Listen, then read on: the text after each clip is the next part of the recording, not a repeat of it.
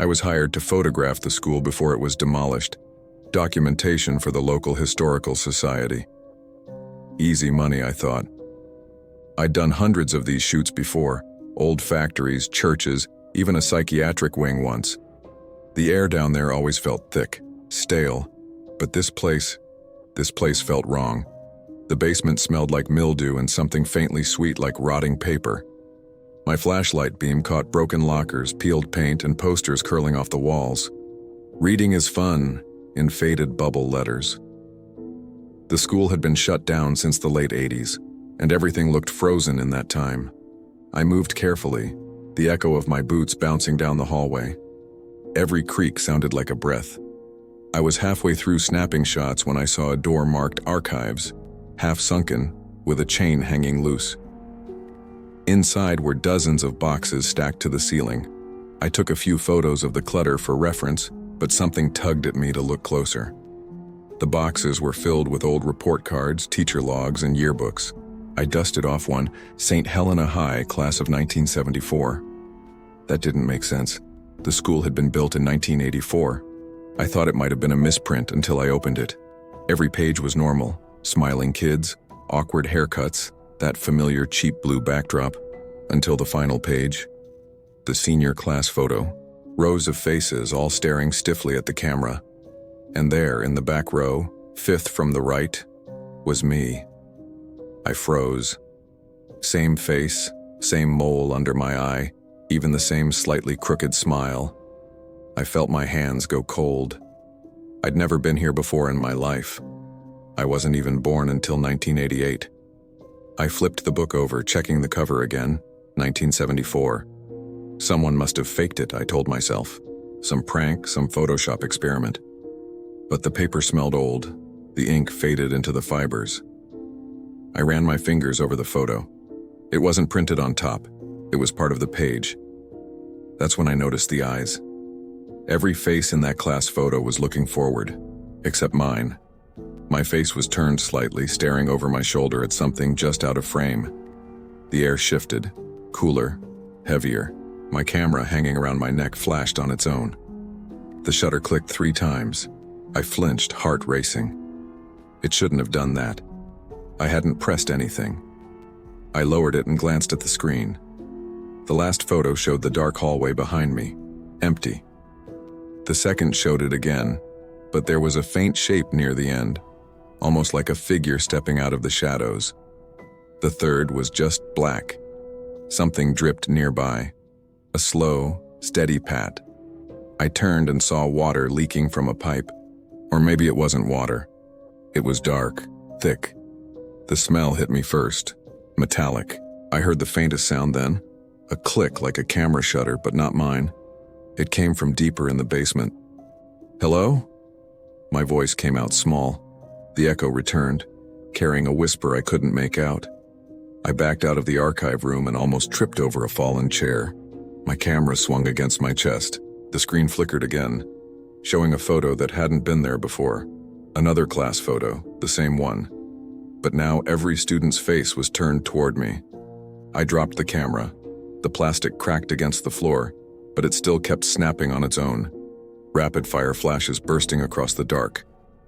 Each flash lit the hallway in harsh white.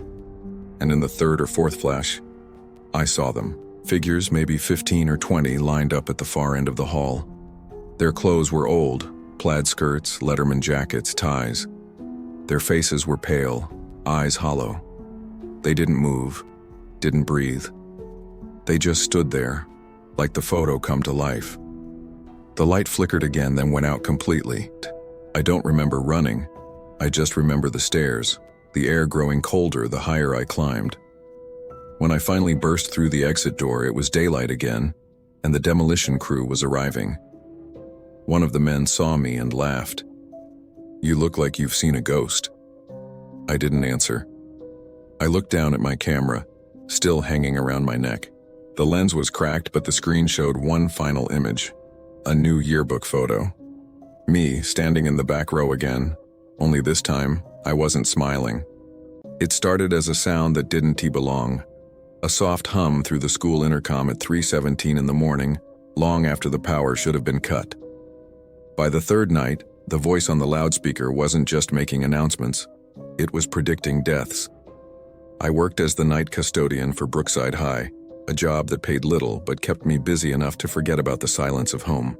The building was old, built in the late 50s with narrow hallways that always smelled faintly of bleach and dust. At night, the floors creaked under my mop like the place was breathing. The first night it happened, I was in the science wing, finishing up for the night. The clock on the wall read 3:17 a.m. when the intercom clicked on. It made that same low pop it used to before the Principal S morning announcements back when I was a student here. Then came the voice, calm, staticky, distorted slightly like it was being played from an old cassette. "Good morning, students," it said. "A reminder to keep all doors locked tonight. There has been an incident near the gas station on Route 9. 1 fatality reported." I froze. There hadn't been power to the intercom system for years. It was disconnected when the district installed new wiring. I knew because I'd helped tear out the cables myself. I stood there, mop in hand, listening. The voice didn't sound familiar. Too flat, too mechanical. Like a recording that wasn't meant to be heard. The line went dead after that. The next morning on my way home, I passed a flashing row of police lights at the gas station on Route 9. A car had crashed into a pole overnight. The driver died instantly. I told myself it was coincidence. Coincidences happen. But the following night, it happened again. Same time, 3:17 a.m. The speakers buzzed faintly, then the same voice returned, cutting through the silence of the halls. "Good morning, students," it said again, calm and steady. "We are saddened to report an emergency near Maple Street Apartments. A fire has been contained. 2 casualties." I turned off my flashlight and just listened. My heart pounded so hard it hurt. The intercom clicked off after that. When I left for the morning, the smell of smoke hit me as soon as I stepped outside. Sirens wailed in the distance, exactly in the direction of Maple Street. 2 people died in that fire. By the third night, I wasn't even pretending to work.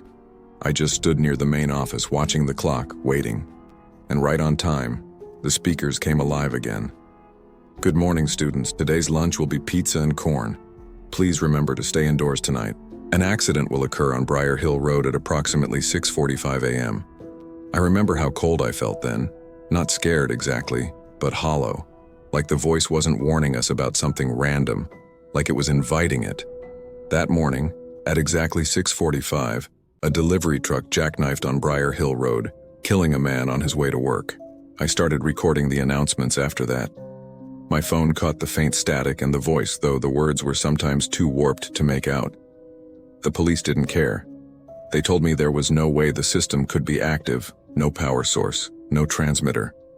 They said maybe it was radio interference, maybe just stress, but they didn't hear what I heard the following night. At 3:17, the speaker buzzed louder than before, like feedback from a mic pressed too close to an amp. The voice came again, slower this time, almost deliberate. "Good morning, students," it said. "Please prepare for a lockdown. There will be an intruder in the building tonight." The words echoed down every hallway. I checked the office. Dark. The intercom light glowed red even though the power box was still disconnected. I called out, "Who's there?" The speakers crackled. Then, faintly through the static, came something that froze me where I stood. "Good morning, Michael." My name. It knew my name. I spun around, shining my flashlight into the empty hallways. The sound of breathing came through the speakers, slow, wet, and close like someone whispering directly into a mic. Then, a scraping noise echoed from the far end of the corridor. Metal on tile. I ran. I didn't look back. The announcements didn't stop, though. They followed me from hallway to hallway. "Good morning, students. Please remain in your classrooms. Mr. Turner has been marked absent today." That's what it said as I bolted through the exit doors and into the night. I quit the next morning, didn't even go back for my paycheck. But last night, 3 weeks after I left, I woke to the sound of static. My phone was on my nightstand, the voice faint but unmistakable. "Good morning, students. Today's announcement is for all current and former staff. Please remember, attendance is mandatory." It was 3:17 a.m., and this time the sound wasn't coming from my phone, it was coming from the ceiling speaker in my bedroom. It was supposed to be one last walk through memory lane before they tore down our old middle school. Just me, Eric, and Dana. The place had been shut for years after a mold problem, but demolition was set for Monday. Eric found a way in through a broken window near the gym, and we slipped inside with our phone flashlights, laughing like kids again. It didn't feel nostalgic for long. The air was damp and cold, heavy with that mix of dust and wet concrete. Our footsteps echoed too loud, and the halls smelled like old chalk and rot. Locker doors hung open like crooked jaws. "Smells exactly like detention," Eric joked, kicking a stray pencil across the floor. That's when Dana shushed us. "Did you hear that?" Somewhere down the hall, faint and hollow, a speaker popped. Then another, farther away like a chain of whispers turning on. And then the voice, old, monotone, and distant. "Attention students," it said. "The following are assigned detention, effective immediately." We looked at each other, smiles faltering. "Probably some power still running," Eric said. "A recording or something." But then the names came. Eric Santos, Dana Klein, and there was a pause, a long one that made the silence feel thick. And Michael Turner. That's me. I felt every hair on my neck stand up. The intercom system had been ripped out years ago, but I swear the sound came from every direction, like the walls themselves were speaking. Eric laughed too loud, like he was trying to cover how shaken he was. "Man, someone's messing with us. Has to be." We walked toward the main office where the sound seemed to come from.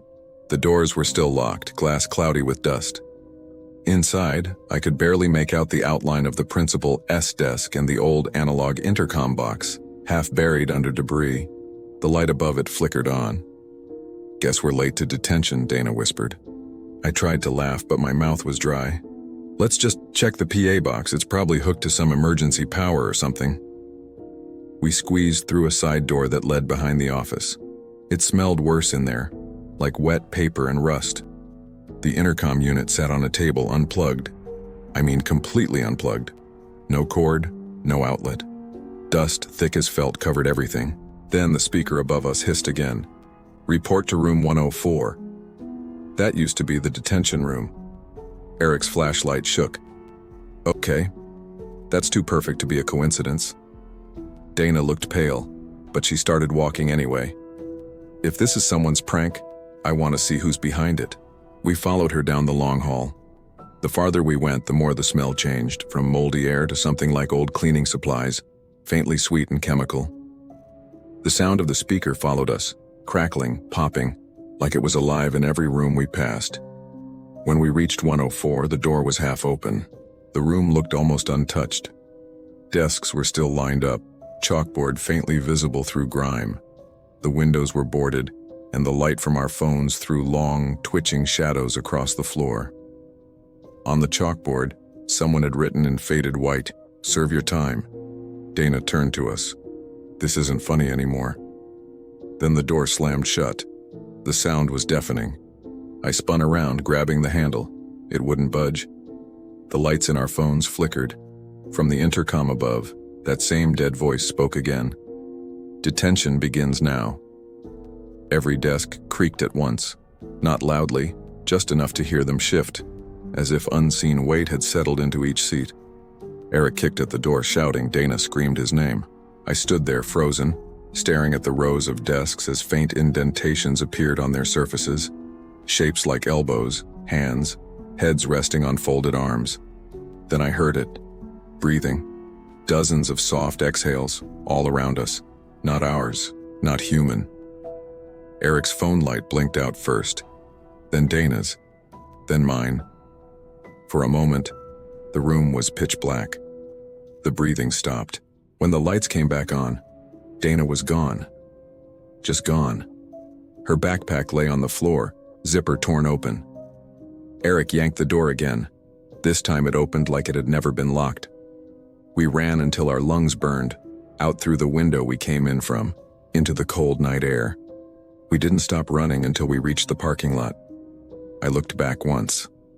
The building was still, silent. Then faintly from inside, the intercom buzzed to life one last time. "Michael Turner," it said. "Your detention isn't over." I turned and kept running. I never looked back again. They demolished the school 2 days later. But sometimes late at night, my phone buzzes with an unknown number. When I answer, there's nothing but static, and a voice in the background, calm and distant. "Please report to room 104.